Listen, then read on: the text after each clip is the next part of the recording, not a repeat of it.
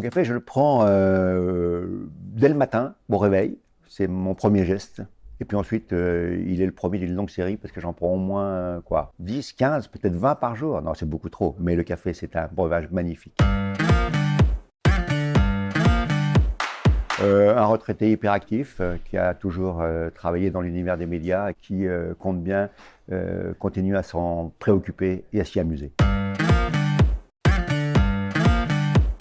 Sans médias, il n'y a pas de communication. Donc, bien sûr que les médias servent la communication. Simplement, la communication et les médias sont aujourd'hui très impactés, très, je dirais, transformés, bousculés par le monde numérique, par la capacité d'émission qui est donnée à beaucoup d'acteurs. Donc, oui, médias, communication vivent ensemble, mais ils ne vivent pas ensemble comme ils ont vécu pendant très longtemps. Ils vivent ensemble une nouvelle histoire. Alors, vous savez, ce que je disais à l'instant sur la manière dont ils vivent tous les deux, la communication et l'audiovisuel sont très impactés par ce qui vient de se passer pendant les 15 dernières années. C'est l'apparition d'une nouvelle manière d'émettre, une nouvelle manière de donner son avis, une nouvelle manière d'aller au-devant du public. Eh bien, ce mariage, cette idée que les réseaux numériques, que la possibilité de s'exprimer tout le temps, partout, avec de multiples moyens, impacte de manière gigantesque la manière dont on fait aujourd'hui de l'audiovisuel et de la com.